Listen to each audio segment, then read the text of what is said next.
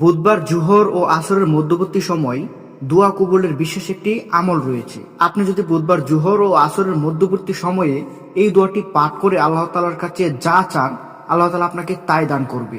আমি যেই নিয়মে বলে দিব, এই নিয়মে যদি আপনি আমল করতে পারেন, তাহলে আপনি আল্লাহ তাআলার কাছে যা চেয়ে দোয়া করবেন, আল্লাহ তাআলা আপনাকে তাই দিবে। আল্লাহ তাআলা আপনার টাকা পয়সার সমস্যা দূর করে দিবে। আপনার রিজিকের সমস্যা থাকলে আল্লাহ তাআলা আপনাকে রিজিকের ব্যবস্থা করে দিবে। আপনার যদি মনের মানুষের অভাব, আপনি যদি বিয়ে করতে চান, তাহলে আল্লাহ তাআলা আপনাকে সেটারও ব্যবস্থা করে দিবে। তো সর্বপ্রথম আপনাকে জানতে হবে যে বুধবার জোহর ও আসরের কোন সময়টাতে দোয়া করলে সেই দোয়া কবুল হয়।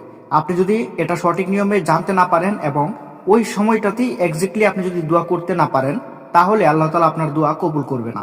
তাই সকলেরই জানা উচিত, দোয়া করার আগে জানা উচিত যে জোহর ও আসরের মধ্যবর্তী সময় কোন সময়ে দোয়া কবুল হয়, বিশেষ করে কোন সময়টার মধ্যে দোয়া কবুল হয় এবং আল্লাহ তাআলা সেটা পূরণ করে আপনার মনের আশা। তো চলুন জেনে নেওয়া যাক। প্রিয় দর্শক, আমাদের মাঝে অনেক মানুষ আছে যারা অভাবগ্রস্ত, ঋণগ্রস্ত এবং টাকা পয়সার সমস্যার মধ্যে ভুগছেন। টাকা পয়সার সমস্যা, অভাব মানুষকে অনেক দূর পর্যন্ত নিয়ে যায়, অনেক কিছু করতে বাধ্য করে।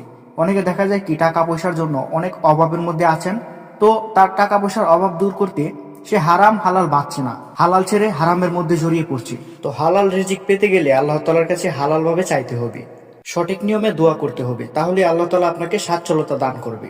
তো চলুন জেনে নেওয়া যায়। প্রিয় দর্শক, জাবের বিন আব্দুল্লাহ রাদিয়াল্লাহু আনহু থেকে বর্ণিত, তিনি বলেন রাসূলুল্লাহ সাল্লাল্লাহু আলাইহি সাল্লাম ফাতাহ মসজিদে 3 দিন দোয়া করেছেন, সোমবার, মঙ্গলবার ও বুধবার। কিন্তু বুধবার দিবসের দোয়া 2 সালাত জোহর ও আসরের মধ্যবর্তী সময়ে কবুল হয়েছে। ফলে তার চেহারা মুবারকে আনন্দের উজ্জ্বলতা দেখা গেছে। জাবের রাদিয়াল্লাহু আনহু বলেন, এরপর থেকে আমি যখনই কোনো কঠিন বিষয়ের সম্মুখীন হতাম, উক্ত দিবসের ওই সময়কে দোয়ার জন্য নির্বাচন করতাম এবং দোয়া করতাম। অতঃপর আমি বুঝতে পারতাম যে আমার দোয়া কবুল হয়েছে। প্রিয় দর্শক, আমরা এই হাদিস থেকে এটাই বুঝতে পারি যে রাসূলুল্লাহ সাল্লাল্লাহু আলাইহি সাল্লাম কোনো এক মসজিদে বসে সোমবার, মঙ্গলবার ও বুধবার জোহর ও আসরের মধ্যবর্তী সময়ে যে কোনো এক সময় দোয়া করেছিল এবং ওনার দোয়া কবুল হয়েছিল। তাই আমরা এর থেকে বুঝতে পারি যে এই সময়গুলোর মধ্যে আপনি যে কোনো সময় দোয়া করবেন, আপনার দোয়া কবুল হবে।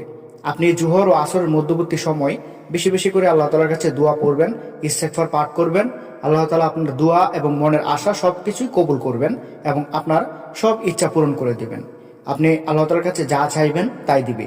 দোয়া তুলে আপনি দোয়া করবেন, আপনার অভাবের কথা বলবেন, আপনার রিজিকের সমস্যা, আপনি রিজিকের কথা আল্লাহ তাআলার কাছে বলবেন, আপনার মনের যত আকাঙ্ক্ষা আছে সবকিছু আল্লাহ তাআলার কাছে খুলে বলবেন। ওই সময়টার মধ্যে দোয়া করে তারপর দেখবেন যে আল্লাহ তাআলা আপনার সব দোয়া কবুল করেছে এবং মনের আশা বাসনাও পূরণ করে দিবে। তো আল্লাহ তাআলা আমাদের সবাইকে এই সময়টার মধ্যে, বুধবার জোহর থেকে আসরের মধ্যবর্তী এই সময়টার মধ্যে বেশি বেশি দোয়া করার এবং আমল করার তৌফিক দান করুক।